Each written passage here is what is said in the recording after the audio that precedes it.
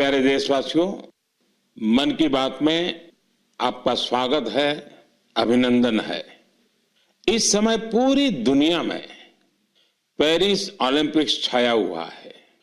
Olympics हमारे खिलाड़ियों को विश्व पटल पर तिरंगा लहराने का मौका देता है, देश के लिए कुछ कर गुजरने का मौका देता है। आप भी अपने खिलाड़ियों का उत्साह बढ़ाइए। Cheer for Bharat.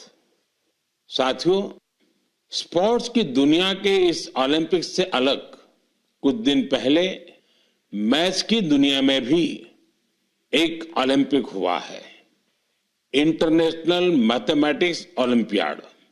इस ओलंपियाड में भारत के स्टूडेंट्स ने बहुत शानदार प्रदर्शन किया है। इसमें हमारी टीम ने सर्वश्रेष्ठ प्रदर्शन करते हुए 4 गोल्ड मेडल्स और 1 सिल्वर मेडल जीता है। इंटरनेशनल मैथमेटिक्स ओलंपियाड, इसमें 100 से ज्यादा देशों के युवा हिस्सा लेते हैं और ओवरऑल टैली में हमारी टीम टॉप 5 में आने में सफल रही है। देश का नाम रोशन करने वाले इन स्टूडेंट्स के नाम है पुणे के रहने वाले आदित्य वेंकट गणेश, पुणे के ही सिद्धार्थ चोपड़ा, दिल्ली के अर्जुन गुप्ता, ग्रेटर नोएडा के कनव तलवार, मुंबई के रुशिल माथुर और गुवाहाटी के आनंदो भादुरी। साथियों, आज मन की बात में मैंने इन युवा विजेताओं को विशेष तौर पर आमंत्रित किया है। ये सभी इस समय फोन पर हमारे साथ जुड़े हुए हैं। नमस्ते साथियों, मन की बात में आप सभी साथियों का बहुत बहुत स्वागत है। आप सभी कैसे हैं? हम ठीक है सर। अच्छा साथियों, मन की बात के जरिए देशवासी आप सभी के एक्सपीरियंसेस जानने को बहुत उत्सुक है। मैं शुरुआत करता हूं आदित्य और सिद्धार्थ से। आप लोग पुणे में हैं। सबसे पहले मैं आपसे ही शुरू करता हूं। ओलंपियाड के दौरान आपने जो अनुभव किया उसे हम सभी के साथ शेयर कीजिए। मुझे मैथ्स में छोटे से इंटरेस्ट था। मुझे 5th स्टैंडर्ड में प्रकाश सर के टीचर ने सिखाया था और उन्होंने मेरे मैथ्स में इंटरेस्ट बढ़ाया था। मुझे कुछ सीखना मिला और मुझे करने का अपॉर्चुनिटी मिला था। आपके साथी का क्या कहना है? मैं सिद्धार्थ हूँ, मैं पुणे से हूँ। मैं भी क्लास 12 पास किया हूँ। ये मेरा सेकंड टाइम था IIMO में। मुझे भी छोटे से बहुत इंटरेस्ट था मैथ्स में और आदित्य के साथ जब मैं 6th में था प्रकाश सर ने हम दोनों को ट्रेन किया था और बहुत हेल्प हुआ था हमको। और अभी मैं कॉलेज के लिए CMI जा रहा हूँ और मैथ्स एंड CS परस्यू कर रहा हूँ। अच्छा, मुझे बताया गया है कि अर्जुन इस समय गांधीनगर में है और कनव तो ग्रेटर नोएडा के ही है। अर्जुन और कनव, हमने ओलंपियाड को लेकर जो चर्चा की, लेकिन आप दोनों हमें अपनी तैयारी से जुड़ा कोई विषय और कोई विशेष अनुभव अगर बताएंगे तो हमारे श्रोताओं को अच्छा लगेगा। नमस्ते सर, जय हिंद। मैं अर्जुन बोल रहा हूँ। जय हिंद अर्जुन। मैं दिल्ली में रहता हूँ और मेरी मदर श्रीमती आशा गुप्ता फिजिक्स की प्रोफेसर हैं दिल्ली यूनिवर्सिटी में और मेरे father Shri Amit Gupta chartered accountant है। मैं भी बहुत गौरवान्वित महसूस कर रहा हूँ कि मैं अपने देश के प्रधानमंत्री से बात कर रहा हूँ और सबसे पहले मैं अपनी सफलता का श्रेय अपने माता पिता को देना चाहूँगा। मुझे लगता है कि जब एक परिवार में कोई सदस्य एक ऐसे कंपटीशन की तैयारी कर रहा होता है तो केवल उस सदस्य का संघर्ष नहीं होता, पूरे परिवार का संघर्ष होता है। एसेंशियली हमारे पास जो हमारा पेपर होता है उसमें हमारे पास 3 प्रॉब्लम्स के लिए 4.5 घंटे होते हैं, तो एक प्रॉब्लम के लिए 1.5 घंटा। तो हम समझ सकते हैं कि कैसे हमारे पास एक प्रॉब्लम को सॉल्व करने के लिए कितना समय होता है।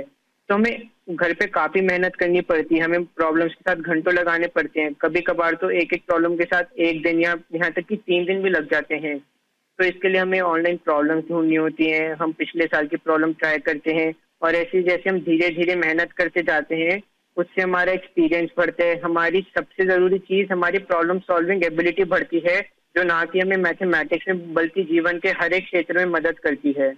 अच्छा, मुझे कनौत बता सकते हैं कि कोई विशेष अनुभव हो इस सारी तैयारी में, कोई खास जो हमारे नौजवान साथियों को बड़ा अच्छा लगे जान करके? मेरा नाम कनक तलवार है। मैं ग्रेटर नोएडा उत्तर प्रदेश में रहता हूँ और कक्षा 11वीं का छात्र हूँ। मैथ्स मेरा पसंदीदा सब्जेक्ट है और मुझे बचपन से मैथ्स बहुत पसंद है। बचपन में मेरे पिता मुझे पजल्स कराते थे जिससे मेरा इंटरेस्ट बढ़ता गया। मैंने ओलंपियाड की तैयारी 7th क्लास से शुरू की थी, जिसमें मेरी सिस्टर का बहुत बड़ा योगदान है और मेरे पेरेंट्स ने भी हमेशा मुझे सपोर्ट किया। ये ओलंपियाड HPCSE कंडक्ट कराता है और ये एक 5 स्टेज प्रोसेस होता है। पिछले साल मेरा टीम में नहीं हुआ था और मैं काफी करीब था और ना होने पर बहुत दुखी था। तब मेरे पेरेंट्स ने मुझे सिखाया कि या हम जीतते हैं या हम सीखते हैं, और सफर मायने रखता है, सफलता नहीं। तो मैं यही कहना चाहता हूँ कि love what you do and do what you love. सफर मायने रखता है, सफलता नहीं, और हमें सक्सेस मिलते रहेगा अगर हम अपने सब्जेक्ट से प्यार करें और जर्नी को एंजॉय करें। तो कहना, आप तो मैथमेटिक्स में भी इंटरेस्ट रखते हो और बोलते हैं ऐसे जैसे आपको साहित्य में भी रुचि है। जी सर, मैं बचपन में डिबेट्स और ओरेटिंग्स भी करता था। अच्छा, अब आइए हम आनंदो से बात करते हैं। आनंदो, आप अभी गुवाहाटी में हैं और आपका साथी रुशील आप मुंबई में हैं। मेरे आप दोनों से एक क्वेश्चन है। देखिए, मैं परीक्षा पे चर्चा तो करता ही रहता हूँ और परीक्षा पे चर्चा के अलावा अन्य कार्यक्रमों में भी मैं स्टूडेंट से संवाद करता रहता हूँ।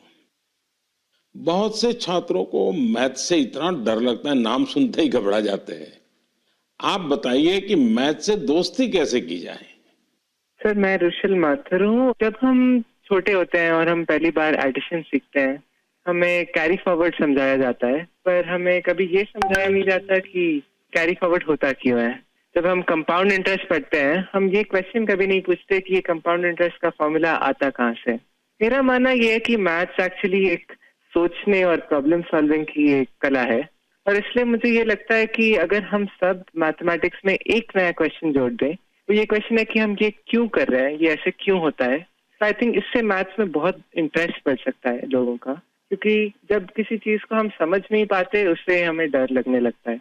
इसके अलावा मुझे ये भी लगता है कि मैथ्स, सब सोचते हैं, एक बहुत लॉजिकल सा सब्जेक्ट है, पर इसके अलावा मैथ्स में बहुत क्रिएटिविटी भी इम्पोर्टेंट होती है, क्योंकि क्रिएटिविटी से ही हम out of the box solution सोच पाते हैं जो ओलंपियाड्स में बहुत यूजफुल होते हैं। और इसलिए मैथ ओलंपियाड्स का भी बहुत इम्पोर्टेंट रेलेवेंस है मैथ्स के इंटरेस्ट बढ़ाने के लिए। आनंद, कुछ कहना चाहेंगे? नमस्ते पीएम जी, मैं आनंद खैरव गुवाहाटी से। मैं भी अभी 12वीं कक्षा पास किया हूँ। यहाँ के लोकल ओलंपियाड में 6 और 7 में करता था, वहाँ से जी हुई। ये मेरी दूसरी आयामो थी, दोनों आयाम बहुत अच्छे लगे। मैं रुशील जो कहा उससे मैं सहमत हूँ, और मैं ये भी कहना चाहूंगा कि जिन्हें मैथ से डर है उन्हें धैर्य की बहुत जरूरत है। कि हमें मैथ जैसे पढ़ाया जाता है, क्या होता है, एक फॉर्मूला दिया जाता है, वो रटा जाता है, फिर उस फॉर्मूला से ही 100 सवाल ऐसे करने पड़ते हैं, लेकिन फॉर्मूला समझे कि नहीं वो नहीं देखा जाता। सिर्फ सवाल करते ही जाओ, फॉर्मूला भी रटा जाएगा, और फिर एग्जाम में अगर फॉर्मूला भूल गया तो क्या करेगा। इसलिए मैं कहूंगा कि फॉर्मूला को समझो, जो रुशील कहा था, सिर्फ धैर्य से देखो। अगर फॉर्मूला ठीक से समझे तो 100 सवाल नहीं करने पड़ेंगे, 1-2 सवाल से ही हो जाएंगे, और मैथ्स को डरना भी नहीं है। आदित्य और सिद्धार्थ, आप जब शुरू में बात कर रहे थे तब ठीक से बात हो नहीं पाई। अब इन सारे साथियों को सुनने के बाद आपको भी जरूर लगता है कि आप भी कुछ कहना चाहते होंगे। क्या आप अपने अनुभव अच्छे ढंग से शेयर कर सकते हैं? बहुत सारे दूसरे देशों से इंटरैक्ट किया था, बहुत सारे कल्चर्स थे, और बहुत अच्छा था दूसरे स्टूडेंट्स से इंटरैक्ट करने के, और बहुत सारे फेमस मैथमेटिशियंस थे। हाँ आदित्य, बहुत अच्छा एक्सपीरियंस था मैम। उधर हमें उन्होंने बर्थ सिटी को घुमा के दिखाया था, उधर बहुत अच्छे व्यूज दिखे थे और पार्क्स लेके गए थे, और हमें ऑक्सफोर्ड यूनिवर्सिटी को भी लेके गए थे, तो वो बहुत अच्छा अनुभव था। चलिए साथियों, मुझे बहुत अच्छा लगा आप लोगों से बात करके, और मैं आपको बहुत बहुत शुभकामनाएं देता हूं, क्योंकि मैं जानता हूं इस प्रकार के खेल के लिए काफी फोकस एक्टिविटी करनी पड़ती है, दिमाग खपा देना पड़ता है, और परिवार के लोग भी कभी कभी तंग आते हैं कि ये क्या गुणा भाग करता रहता है। लेकिन मेरी तरफ से आपको बहुत बहुत शुभकामनाएं हैं। आपने देश का मान बढ़ाया है, नाम बढ़ाया है। धन्यवाद दोस्तों। Thank you. धन्यवाद। Thank you. Thank you sir. जय हिंद। धन्यवाद सर। जय हिंद। जय हिंद। आप सभी स्टूडेंट से बात करके आनंद आ गया।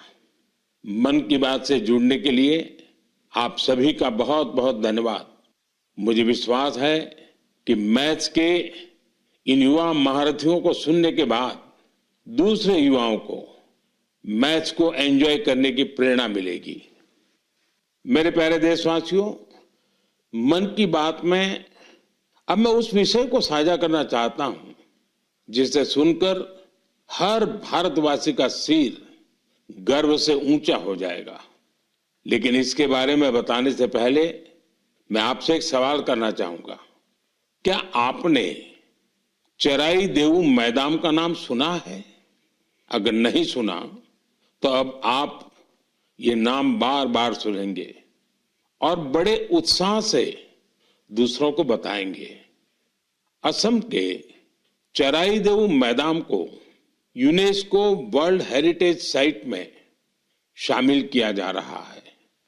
इस लिस्ट में यह भारत की 43वीं लेकिन नॉर्थ ईस्ट की पहली साइट होगी।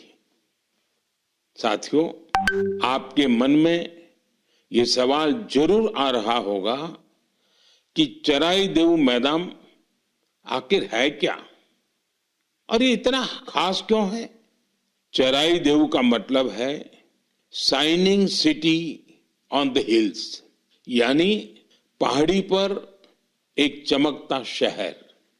ये अहोम राजवंश की पहली राजधानी थी। अहोम राजवंश के लोग अपने पूर्वजों के शव और उनकी कीमती चीजों को पारंपरिक रूप से मैदान में रखते थे। मैदान टीले नुमा एक ढांचा होता है जो ऊपर मिट्टी से ढका होता है और नीचे एक या उससे ज्यादा कमरे होते हैं। ये मैदान अहोम साम्राज्य के दिवंगत राजाओं और गणमान्य लोगों के प्रति श्रद्धा का प्रतीक है। अपने पूर्वजों के प्रति सम्मान प्रकट करने का ये तरीका बहुत यूनिक है। इस जगह पर सामुदायिक पूजा भी होती थी। साथियों, अहोम साम्राज्य के बारे में दूसरी जानकारियां आपको और हैरान करेगी। 13वीं शताब्दी के शुरू होकर यह साम्राज्य 19वीं शताब्दी की शुरुआत तक चला। इतने लंबे कालखंड तक एक साम्राज्य का बने रहना बहुत बड़ी बात है। शायद अहोम साम्राज्य के सिद्धांत और विश्वास इतने मजबूत थे कि उसने इस राजवंश को इतने समय तक कायम रखा।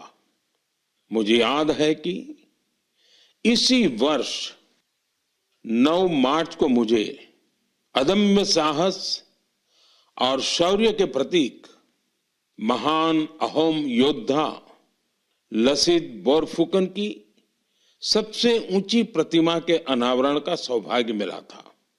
इस कार्यक्रम के दौरान अहोम समुदाय आध्यात्मिक परंपरा का पालन करते हुए मुझे अलग ही अनुभव हुआ था। लसित मैदान में अहोम समुदाय के पूर्वजों को सम्मान देने का सौभाग्य मिलना मेरे लिए बहुत बड़ी बात है। अब चराई देऊ मैदान के वर्ल्ड हेरिटेज साइट बनने का मतलब होगा कि यहां पर और अधिक पर्यटक आएंगे।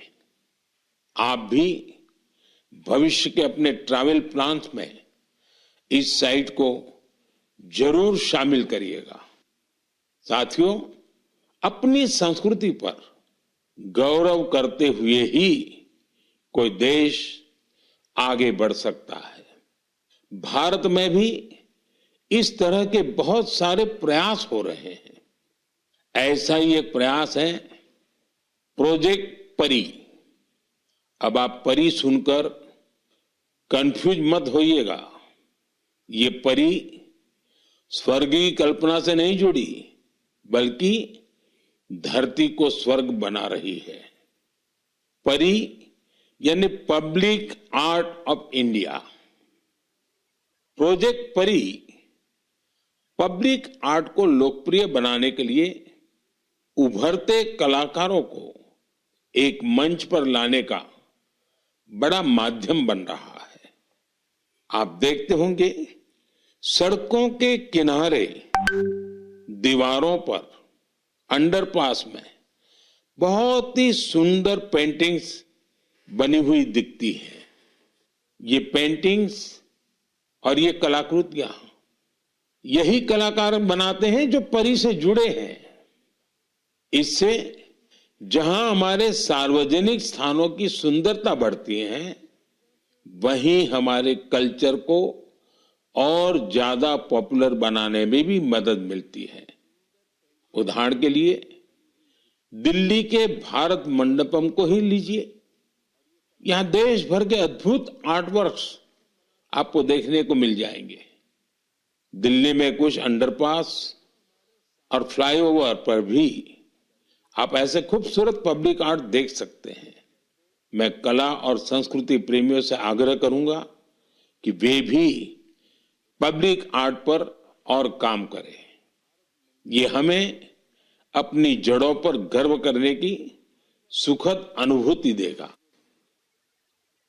मेरे प्यारे देशवासियों, मन की बात में अब बात रंगों की, ऐसे रंगों की जिन्होंने हरियाणा के रोहतक जिले की 250 से ज्यादा महिलाओं के जीवन में समृद्धि के रंग भर दिए हैं। हथकरघा उद्योग से जुड़ी ये महिलाएं पहले छोटी छोटी दुकानें और छोटे मोटे काम कर गुजारा करती थी, लेकिन हर किसी में आगे बढ़ने की इच्छा तो होती ही होती है।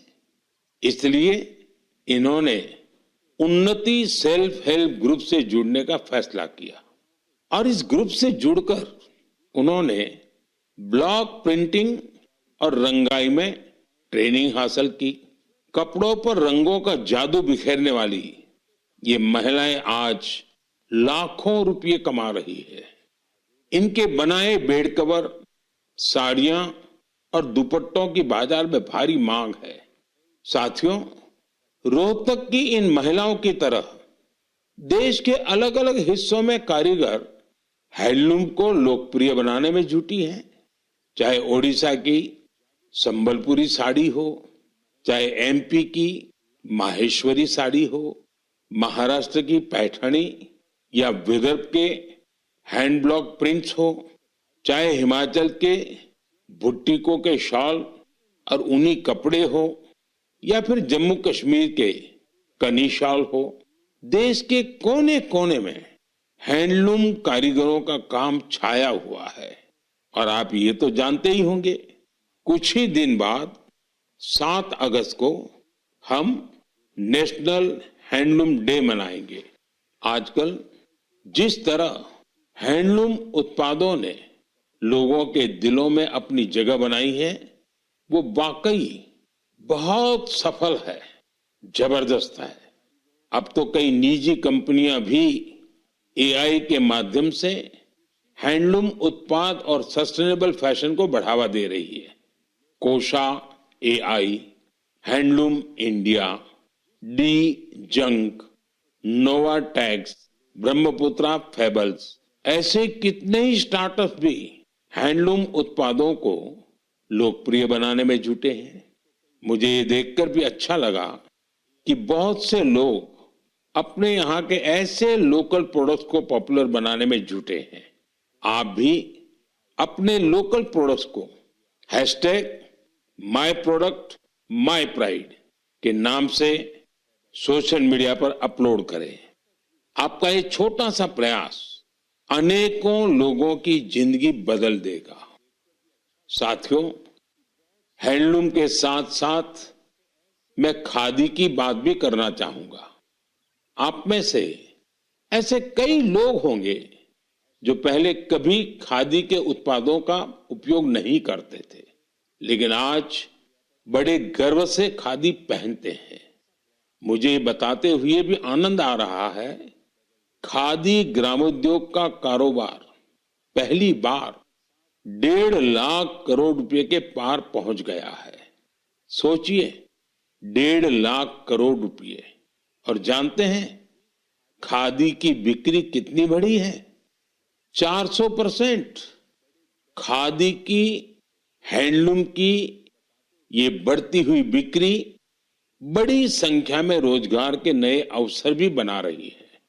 इस इंडस्ट्री से सबसे ज्यादा महिलाएं जुड़ी हैं, तो सबसे ज्यादा फायदा भी उन्हीं को हो रहा है।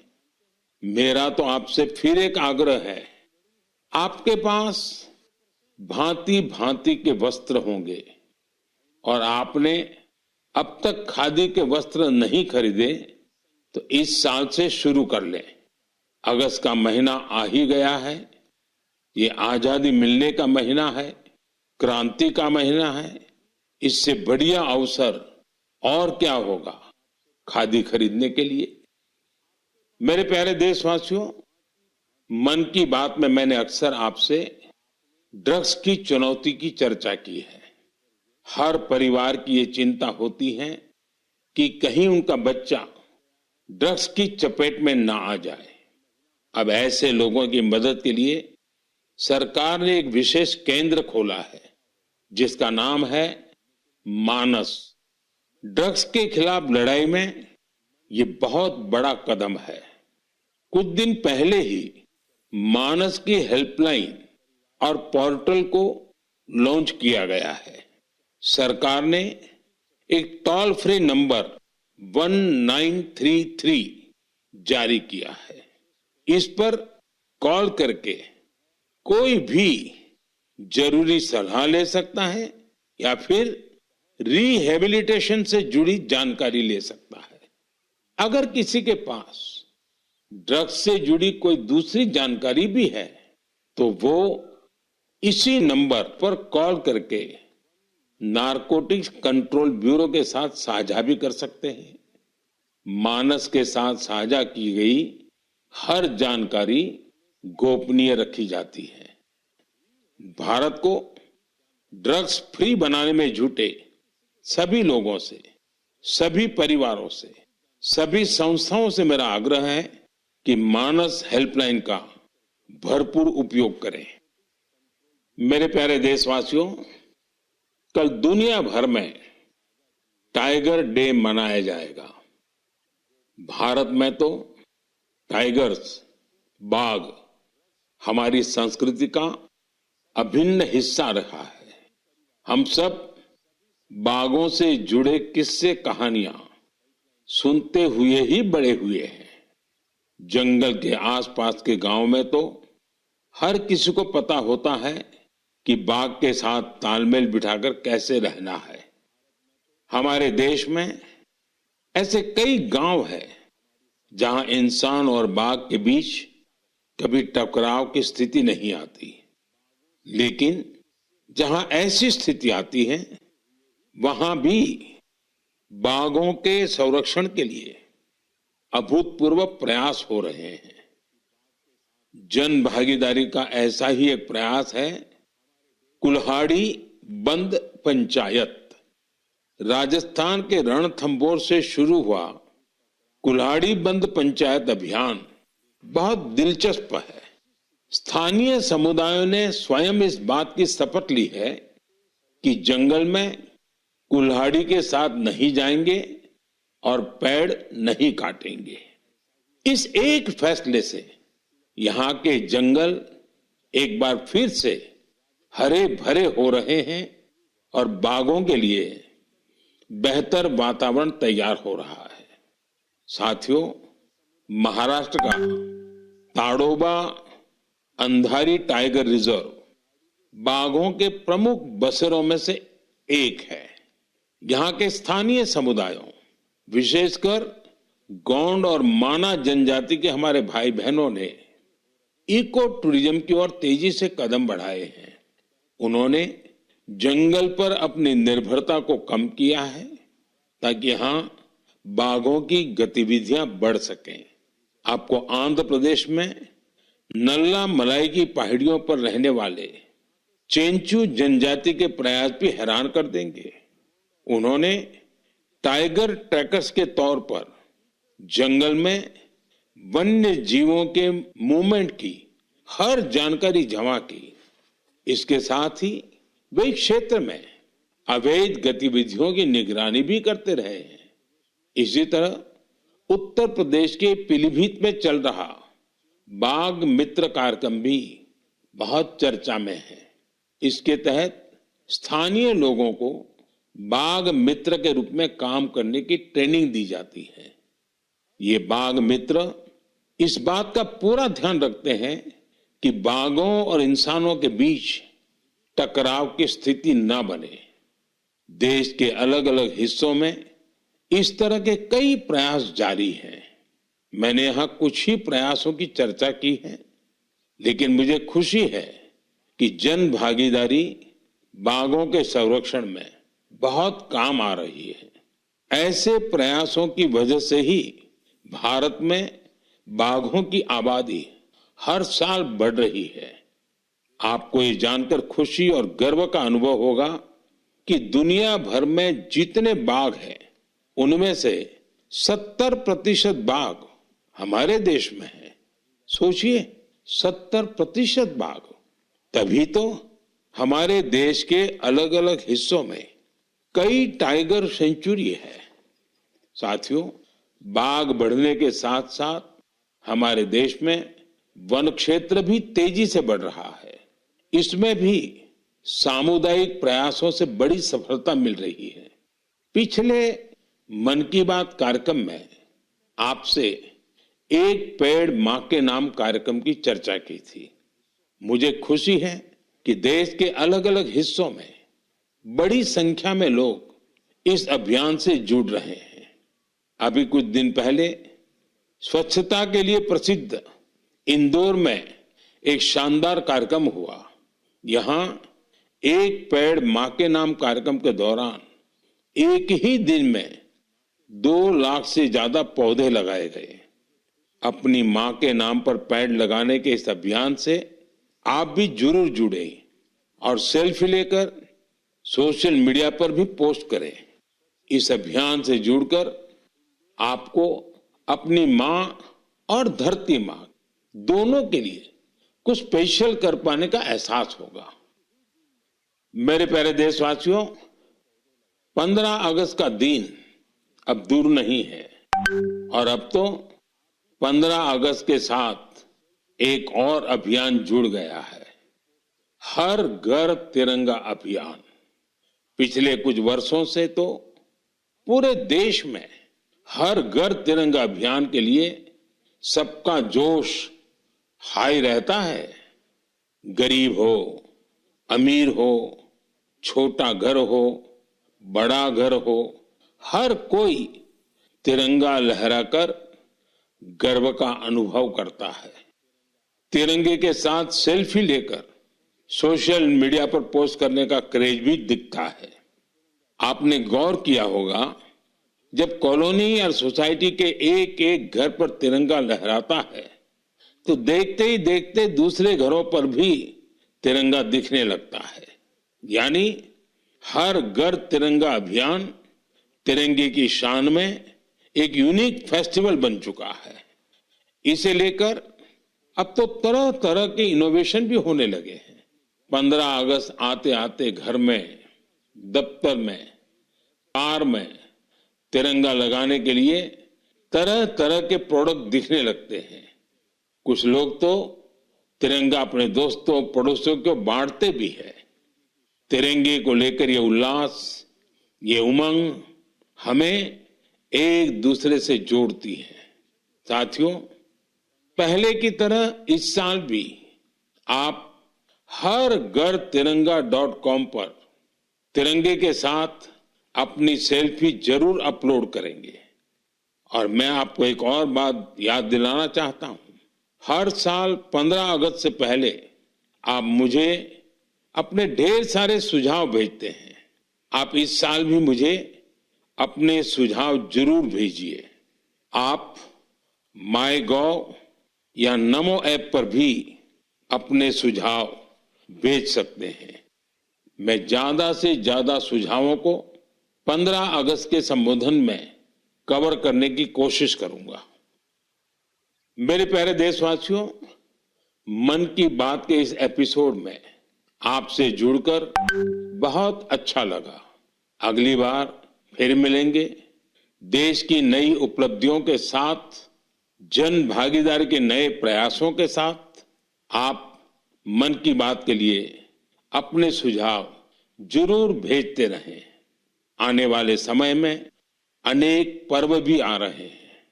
आपको सभी पर्वों की ढेर सारी शुभकामनाएं। आप अपने परिवार के साथ मिलकर त्योहारों का आनंद उठाएं। देश के लिए कुछ न कुछ नया करने की ऊर्जा निरंतर बनाए रखें। बहुत बहुत धन्यवाद। नमस्कार।